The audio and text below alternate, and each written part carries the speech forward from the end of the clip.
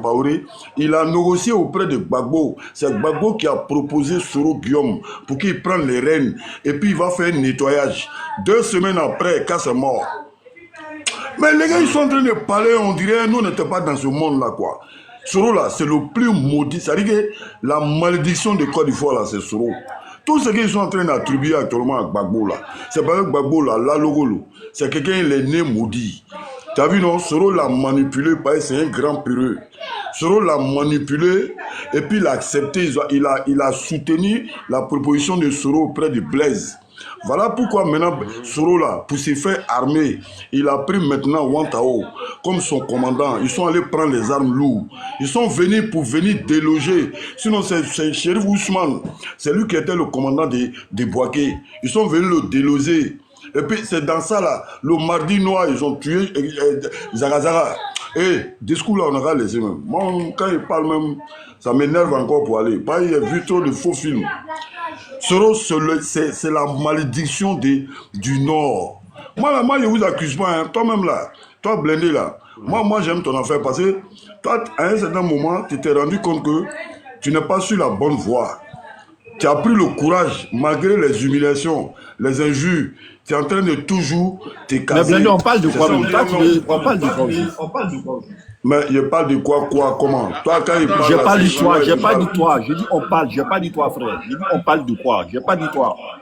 Pardon, je ne veux pas te manquer de respect parce que je ne monte pas sur le panel pour manquer. Non, moi je ne veux pas te manquer du respect. Non, comme tu tu sais, dis toi, mais l'histoire là, on ne peut pas modifier. question. Non, l'histoire, la beauté d'une histoire là, c'est l'originalité, les réalités, la vraie vérité d'une histoire qui donne la valeur d'une histoire. Donc quand on vient, on fait des rajouts là. Moi c'est énervant. C'est des gens qui ont été déjà... Casse là, tout le monde sait que c'était Boyi des petits Koya. C'est les mêmes petits Koya là. C'est eux qui étaient avec IB. Oui, on sait ça. C'est même Boyi là. Alors, mais ça coûte des jalousies des petits Koya. Toi, tu parles de quels qui étaient dedans. Ceux qui étaient dedans, qui étaient autres ethnies là, ils n'étaient pas beaucoup, ils n'étaient même pas qui était jaloux de qui? Mais c'est une jalousie parce qu'il avait déjà des bruits, il avait déjà pris la reine de la rébellion là. Mais il fallait tous ceux qui étaient... Mais c'est Soro Guillaume qui a fait ça. Ayawantao. Quand ils sont allés prendre des grands... maintenant, les Koyara étaient jaloux de lui. Non. Les Koyara disent... Non, il dit, les Koyara n'étaient pas jaloux de lui. Mais c'est lui qui a eu peur des petits Koyara. Parce que Kass là, il y avait des commandants, hein, mais Kass là, tout le monde sait que non, lui là, il est trop rapide. Et puis lui, sa gamme là, c'était pour venir prendre Abidjan. C'était pas pour venir les Boaké. C'est ce que IB les a dit. C'est là-bas, là, ils ne sont pas d'accord. IB, là, lui, il avait besoin des armes pour continuer pour venir à Abidjan. C'est Soro qui a arrêté, ils sont restés à Boaké. C'est film de ça, là, qui a mis des bruits entre eux. Et puis maudit de Gbagbo, là, il avait commencé à négocier avec Blaise. C'est pourquoi Blaise a stoppé ça à Boaké. Sinon, ce n'était pas la convention, ce n'était pas pour venir faire une rébellion. C'était pour venir prendre Abidjan, enlever le pouvoir de Gbagbo. C'était ça la convention. Il faut demander tous ceux qui ont fait la rébellion. C'est Soro, avec Gbagbo, avec Blaise qui sont venus changer ça. Donc, quand ils ont changé ça, les éléments de IB, là, ils ont fait un ratissage. Tous ceux qui sont restés dans le conteneur, là, c'est le genre de quoi on appelle, le moro de Boaké, c'est nouveau, là. Ok, merci beaucoup. On va passer la parole. Voilà, il faut passer à quelqu'un. Avec moi, on voit hein. Voilà. D'accord. On était là, on a des Djali ici, on a eu des morts. Maintenant, à cause de Alassane, là, on a voulu le maintenir. Maintenant, lui-même, il est venu montrer sa malédiction dehors. Il n'a qu'à laisser Chomba n'a qu'à partir, il n'a qu'à venir à Abidjan. Ou bien il n'a qu'à venir encore d'Ivoire. Il va prendre. Il va prendre lui-même Soro là, il n'a qu'à venir. Amiral, moi je vais descendre parce que je n'ai pas pu continuer. Moi, je vais descendre parce que... Voilà. Non. Je te donne la parole pour que tu te... Parce que Amiral, quand je parlais tout seul... S'il te plaît, il faut monter parce que, tu sais, je veux des... Parce que là, c'est que je viens de commencer, là, je veux des personnes qui seront capables de dire, bon, voici ce qui s'est passé, voici ce qui s'est passé. Bon, comme il est monté, Amiral, je vois qu'il est pas totalement dans ce que nous voulons. Je voulais appuyer ce que Charles a dit. Ce que Charles est en train de dire là, c'est quelqu'un, je vois comme si il est Amiral vraiment... Amiral même a témoigné tout de suite. Le corps de Kass là, ce que Charles a dit là, hein, ce qui s'est passé à Kourougou, ce n'était pas des Koyara seulement. C'est une réalité. Donc, depuis j'étais en bas, je l'écoutais. Il y a beaucoup de choses qu'il a dit là. Effectivement, c'est ça. Parce que moi, vraiment, c'est quelque chose, c'est un sujet, c'est un peu dur de prendre position, de dire certaines choses. Si le panel, depuis demain, on va se retrouver dans des problèmes qui font qu'on a beaucoup peur. Sinon, moi, au temps même de la rébellion, là, tous mes grands frères, là, c'était des militaires. C'est-à-dire, j'étais autour d'eux. Il y a beaucoup de choses racontées. On a beaucoup écouté comment l'histoire s'est passée. Ce que Charles est en train de dire là, il faut prendre en compte, c'est une réalité, mais pour dire que c'est une question de Koyara, non. Ce qui s'est passé à Koro aussi, quelqu'un dit que c'était question de Koyara, non. C'était, de toute façon, il a dit là, c'était une manière de faire un truc comme prison. Il y a des gens, même on les a mis dedans, ils n'ont pas duré, ils sont sortis, ils ont eu des cadeaux. Il a donné des cadeaux à ces personnes. Comme il y a une histoire comme ça d'un vieux qui est allé lui demander une moto. Il a pris le vieux, il l'a mis dedans.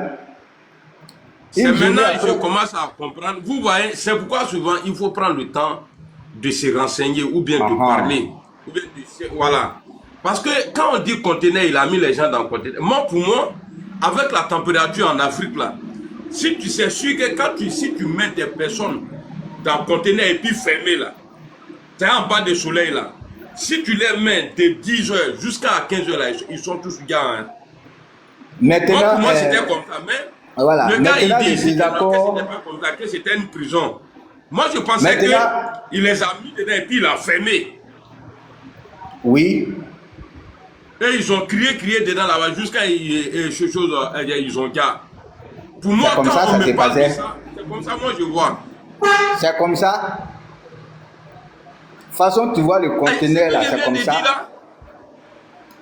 façon, tu vois le conteneur là, c'est comme ça. Il n'y a pas un truc pour dire on construit comme une maisonnette où il y a fenêtre. Amiral, au fait, je t'explique.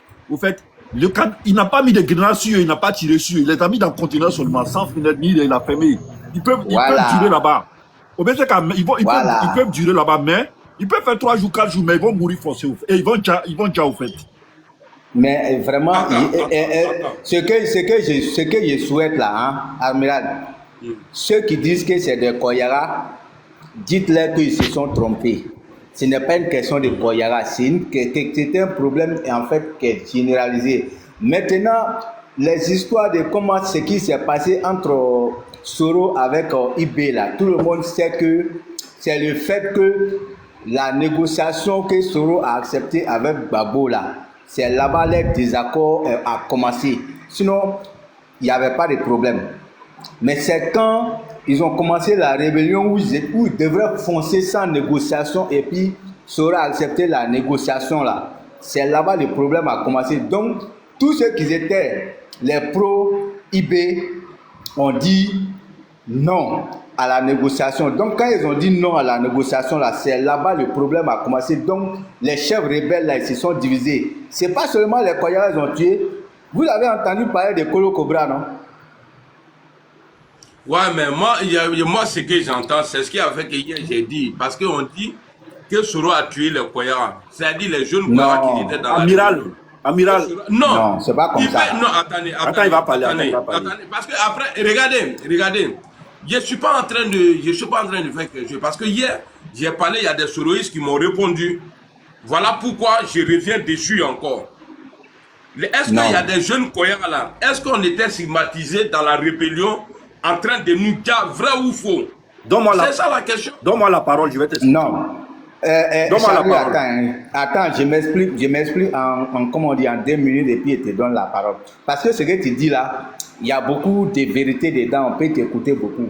Mais moi, en ce que je sais, c'est que là où il y a eu le désaccord entre les rebelles et puis ils se sont tués, c'est ce que je suis en train de dire. C'est la négociation que Soro avait entamée avec Gbagbo là.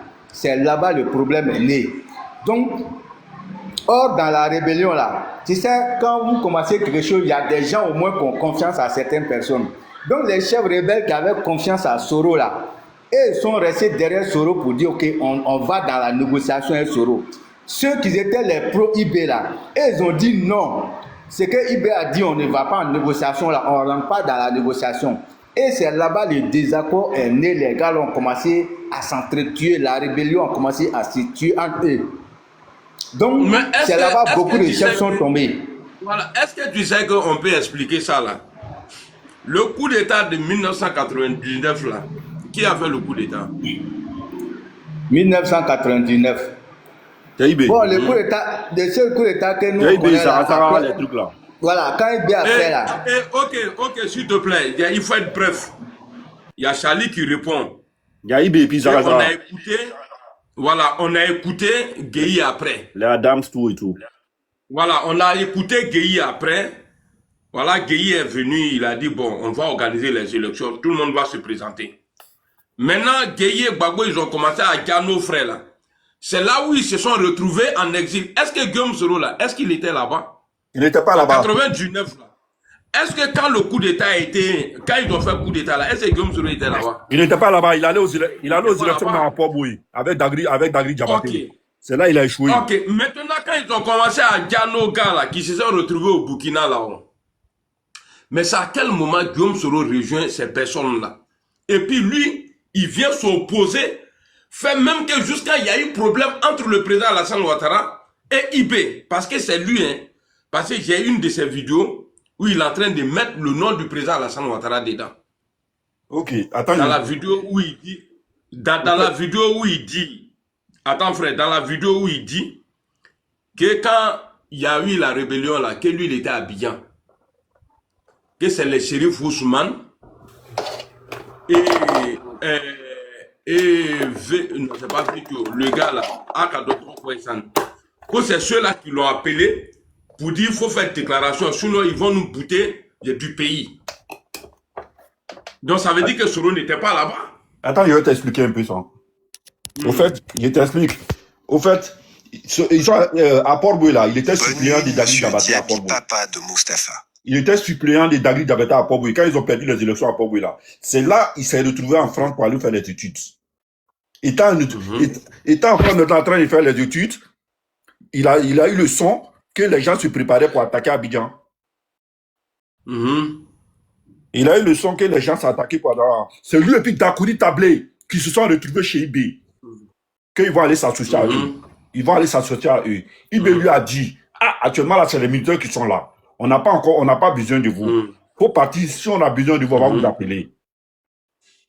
Tu comprends? Mais après, maintenant, quand ils ont fini les préparations, ils devaient attaquer. Il y a les journalistes qui partaient.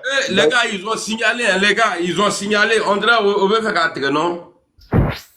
Et les gars, on tapote. Tiens. Ils ont allumé live là.